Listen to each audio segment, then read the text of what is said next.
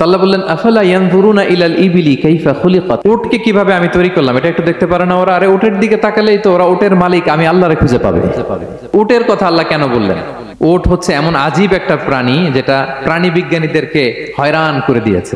আল্লাহু আকবার, আপনি অবাক হবেন উটের যে ফিচার আল্লাহ তাআলা দিয়েছেন। মক্কার লোকেরা উটের গোশত খাইতো, উটের দুধ খাইতো, উটের চামড়া দিয়ে দ্য ফাইনেস্ট লেদার তারা বানাতো, উটের উপর মাল নিয়ে বোঝাই করে এক প্রান্ত থেকে আরেক প্রান্তে পাড়ি দিত, নিজেরা উটের উপর রাইডিং করত। এবং উট হচ্ছে এমন প্রাণী যেটা একসাথে 1 মাস না খেয়ে বেঁচে থাকতে পারে। 1 মাস পানিও খাওয়া লাগবে না, খাবারও খাওয়া লাগবে না। প্রাপ্তবয়স্ক একটা উট একসাথে 200 লিটার পানি খেয়ে ফেলতে পারে। এবং উটের পেটের ভিতরে একটা স্পেশাল ওয়াটার চেম্বার আছে, ওই চেম্বারে রেখে দেয়, যখন লাগবে ওইখান থেকে নিয়ে নিয়ে বেঁচে থাকে।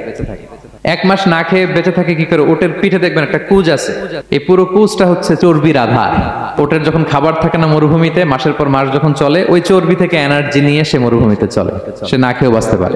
আমাদের চোখের মধ্যে যেমনি একটা পাপড়ি, এরকম এক পাপড়ি দিয়ে উটকে আল্লাহ বানায় নাই, ডবল লেয়ারের পাপড়ি দিয়েছে। কারণ মরুভূমির মধ্যে চলতে পথে লু হাওয়া থাকবে, মরুভূমির সাইমুম, বালুর ঝড়, এই ঝড় মোকাবেলার জন্য, লু হাওয়া মোকাবেলার জন্য ডবল লেয়ারের চোখের পর্দা। একটা পর্দা ফেলে রাখে, আর একটা খুলে সে হাঁটতে থাকে, তার কিছুই হয় না। সুবহানাল্লাহ। আমাদের 98 ডিগ্রি ফারেনহাইটে স্বাভাবিক তাপমাত্রা, তাই না? 99 ডিগ্রি হলে আমাদের জ্বর, 100 ডিগ্রি হলে জ্বর, 101, 2 সর্বোচ্চ আমরা সহ্য করতে পারি। এর বেশি যদি হয়, 103 ডিগ্রি হলে বেহুশ হয়ে যায় মানুষ। 4 ডিগ্রি হলে আমাদের দেহের ভেতরে যে কোষগুলো আছে এগুলো মরে যায়। কিন্তু একটা উট মরুভূমির তাপমাত্রায় প্রতিদিন 104 ডিগ্রি 5 ডিগ্রি তাপমাত্রা সহ্য করে খুব স্বাভাবিক উট চলতে পারে, তার কিছুই হয় না। এবং মরুভূমির মধ্যে যে ক্যাকটাস আছে, গুলমলতা, বড় বড় কাঁটা জাতীয় গাছ, যেই কাঁটা পৃথিবীর কোনো প্রাণী খেতে পারবে না, কিন্তু একটা উট অনায়াসে খেয়ে ফেলতে পারে। উটের জিহ্বাকে এবং পাকস্থলীকে আল্লাহ এমন স্পেশালি মেড করেছেন, যত কাঁটা দিবেন খেয়ে সাবার ওর কিছুই হয় না। সুবহানাল্লাহ বিহামদিহি।